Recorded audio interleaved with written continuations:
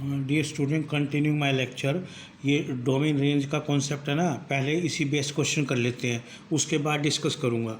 और इसमें बताने के लिए बहुत चीज़ें हैं माइंड में, परंतु अभी इतना याद करो। और इस पे बेस जो क्वेश्चन करूँगा ना मैं आपकी एक्सरसाइज को, उसको देखो ध्यान से बस, ठीक है। और डोमेन रेंज पे जब मैं निकालूंगा, जैसे क्वेश्चन नंबर 2 है 5 एक्सरसाइज 2.3 का, ये डोमेन रेंज पे बेस्ड है। तो पहले डोमेन रेंज बताऊंगा, फिर क्वेश्चन को मिसरेंज के इकट्ठा उठा लूँगा, क्लियर कर दूंगा कॉन्सेप्ट। केवल इसी कॉन्सेप्ट पे क्वेश्चन लेता हूँ मैं। क्वेश्चन नंबर फर्स्ट है मेरे पास, और ये एक्सरसाइज 2.3 है बेटे। लिखा विच ऑफ द फॉलोइंग, मैं क्या आज I think everyone has your book NCERT, नहीं है तो परचेज कर लो। Which of the following relations are function, कौन सा रिलेशन फंक्शन है।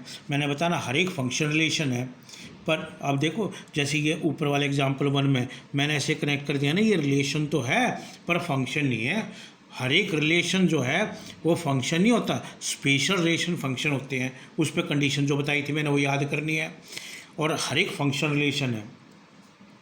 फिर लिखा इसमें which of the following relations are functions, give reason, और रीजन देना है।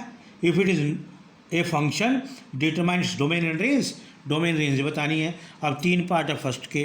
फर्स्ट पार्ट में क्या लिखता है, 2 कनेक्टेड है 1 से, और है ना 5 कनेक्टेड है, फिर 1 से 8 कनेक्टेड है 1 से, फिर मेरे पास है ना 11 कनेक्टेड हो गया बेटे 1 से, फिर 14 कनेक्टेड है 1 से, फिर मेरे पास 17 कनेक्टेड है 1 से। ये है, इसका नाम कुछ गिवन नहीं है, वो मैं ऐप रख लेता हूँ यार। ऐप ऐसे है, कोई बच्चा इसको ऐसे भी डिफाइन कर सकता है। अगर ऐप में 2 डालता हूँ ना, हमेशा पहला सेट का एलिमेंट अंदर डालेंगे मशीन में, और फिर चीज़ें बाहर आएंगी, तो 7 बाहर आएगा। F5 की वैल्यूज़ अगर मैं निकालूँ वो 1 आएगी। ऐसे भी राइट कर सकते हैं, अपने आप लिखोगे, मैंने ऊपर बताया था, इसको एक्सप्लेन किया था। अब मैं इसको एरो डायग्राम से क्लियर करूँगा। अब पहला सेट ये होगा मेरे पास, फर्स्ट सेट है। इसमें जो फर्स्ट एलिमेंट है वो हमेशा फर्स्ट सेट से आता है, और दूसरे वाला एलिमेंट दूसरे सेट से आता है। ये ऐप मैंने नोटेशन ले ली इसकी। 2 एलिमेंट है इसमें, 5 है फर्स्ट में, 8 है रे मेरे पास, 11 है रे भाई, 14 है, और यहाँ 17 ले लिया, और यहाँ केवल 1 पड़ा है।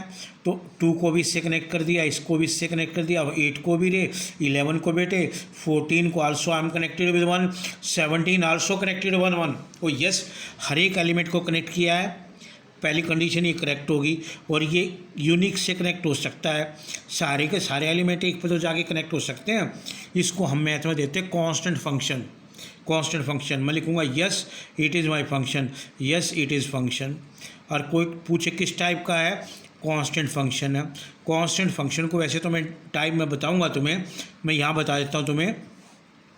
अगर x की वैल्यू मैं 2 लेता हूँ ना बेटे, मान लिया यहाँ 2 है, y की वैल्यू 1 है, 5 है फिर भी 1 है, अरे 11 है फिर भी 1 है, तो एक लाइन पे सारी y की वैल्यूज इस पे लाई नहीं करेगी, तो इसको हम बोलते हैं y is equal to some constant.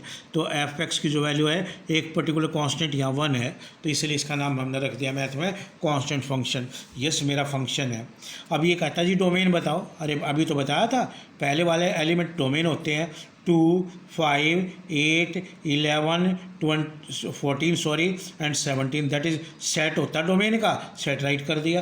फिर लिखो रेंज, रेंज जो चीज़ बाहर आती है। अरे क्या बाहर आया, अरे 1 था बेटे ये, तो F2 की वैल्यू 1 थी, यहाँ इसको करेक्ट कर लेना प्लीज़। यहाँ 7 नहीं था, सभी 1 से कनेक्टेड है। रेंज में केवल 1 एलिमेंट है, अरे रेंज में भी वही एलिमेंट है, और कोडोमेन में भी वही है। अगर मेरे से कोई पूछे ये what type of function is this one, ये कांस्टेंट फंक्शन है, and it is nothing but onto function. ये ऑन टू भी है, तो ये इतना डिटेल में नहीं बताऊँगा, बस केवल तुम तो इतना याद कर लो, पहले वाले डोमेन होते हैं बेटे, और जो इस पूरा सेट है इसके एलिमेंट कोडोमेन है, जो कनेक्टेड है वो केवल रेंज है। अब इसका मैं सेकंड पार्ट उठाता हूँ। सेकंड में मैं डायग्राम बना लेता हूँ, ऐसे वेन डायग्राम सेट को रिप्रेजेंट करते हैं हम इससे।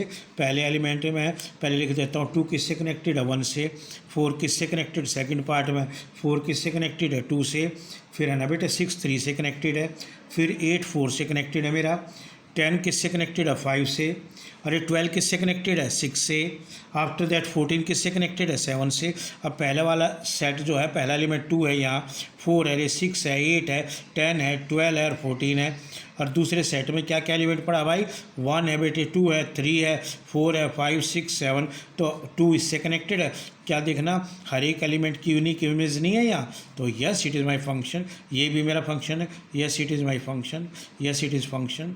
अब कोई डोमेन पूछेगा तुम अपने आप लिखोगे क्या है डोमेन में, 2, 4, 6, 8, पहले वाला एलिमेंट 10, 12 और 14। अरे रेंज क्या होता है, जो कनेक्टेड एलिमेंट है सभी तो कनेक्टेड है, 1, 2, 3, 4, 5, 6, 7, तो ये भी ऑन टू फंक्शन है क्योंकि रेंज और कोडोमेन यहाँ कोइंसाइड करेगी, ये मेरा क्या हो गया, ऑन टू फंक्शन। अब इसका थर्ड पार्ट और देखिएगा क्या है, थर्ड पार्ट और लेता हूँ, क्लियर कर लो इसी वीडियो में। कोई ये कहता है 1 कनेक्टेड है 3 से और 1 कनेक्टेड है 5 से, ये तो गलत हो गया यार। मैंने बताया था जब सेम है फर्स्ट एंट्री तो सेकंड अलग अलग नहीं होनी चाहिए। अगर मैं इसको वेन डायग्राम से मान लीजिए इसका नाम बार बार रखता हूँ, जी रख दो यार, तो इसमें एलिमेंट क्या 1 और दूसरा एलिमेंट, एक सेट में एक एलिमेंट 2 बार नहीं आता, ध्यान रहे, तो 1 3 से कनेक्टेड है, 1 5 से, 2 7 से, तो ये 1 एक बार राइट कर दिया 2।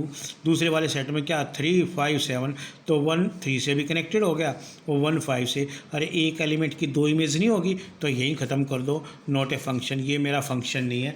जब x की वैल्यू 2 भी कनेक्टेड होना चाहिए, कर रखा है वैसे तो ये करेक्ट है, तो ये फंक्शन नहीं है क्योंकि 1 की 2 इमेजेस हैं, that is 3 as well as 5। अब I will take question number 3, so simple question यार। क्या आता है, एफ ऑफ एक्स गिवन है 2x - 5, कहता मुझे ये कैलकुलेट करो f0, फिर कहता अरे f7 निकालो। अरे निकाल नहीं लेंगे, अगर इसमें पुट कर दूँ मैं x को 0, क्या f0 की वैल्यू नहीं बन गई, x की जगह 0 पुट कर दो, 2 × 0 माइनस का 5, अरे -5 नहीं आ गया। अब पुट कर दो बेटे x को 7, तो मेरे पास f7 की वैल्यूज़ नहीं आ गई, 2 7 जा 14 -5, 14 - 5 9 आ गया। अगला पार्ट f-3 अपने आप निकाल लोगे x को -3 पुट करके।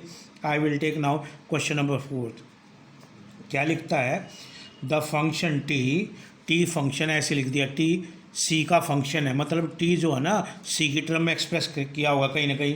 कहता था function T which maps temperature in degree Celsius. हो तुमने डिग्री सेल्सियस में साइंस में एक फार्मूला पढ़ा था, 9c डिवाइड बाई 5 + 32, ये सेल्सियस में कन्वर्ट करता है टेम्परेचर में। ये कहता है Celsius into temperature in degree Fahrenheit is given by this. अब बिल्कुल भाई ये फर्स्ट पार्ट में कहता है T0 निकालो, सेकंड पार्ट में क्या लिखता है, रे टी मुझे 28 निकालना, निकाल लूँगा T28, ये T28। थर्ड पार्ट T -10 ये करूँगा मैं, एक फर्स्ट एक ये, और एक फोर्थ कहता है टी सी की वैल्यू गिवन है 212, सी की वैल्यू फाइंड आउट करो। अरे सो सिंपल यार, सेकंड क्लास के क्वेश्चन है। अगर मैं इसमें सी को 0 पुट कर दूँ, put c is equal to 0, क्या T0 की वैल्यू नहीं आ गई, 9 × 0 डिवाइड बाई 5 + 32, अरे ये तो पूरा 0 बन गया, 32 आ गया। अब सेकंड पार्ट होमवर्क होगा, अपने आप ट्राई करेंगे, ये मैं करूँगा बेटे। टी सी की जगह -10 पुट कर दो, सी को रिप्लेस कर दिया, 9 5 - 10 प्लस का 32, ये इस पे 2 पे कटेगा, माइनस का 18 + 32, जो बचता है वो तुम्हारा आंसर होगा। अब फोर्थ पार्ट पे आओ, अब मेरे को 212 गिवन है, टी सी की वैल्यू डाल दो यहाँ, 9c/5 + 32। अरे लोअर क्लास में पता तुम्हें सी कैसे निकालते यार, 32 को इधर शिफ्ट कर दो, 212 माइनस का 32, 9c/5, ये 180 आ गया शायद, और ये 9c डिवाइड बाई 5, ये इससे कट जाएगा, 20 पे मल्टीप्लाई करूँगा तो क्या 100 नहीं आ गया रे, क्या ये मुझे निकालना नहीं था, कैलकुलेट करना था।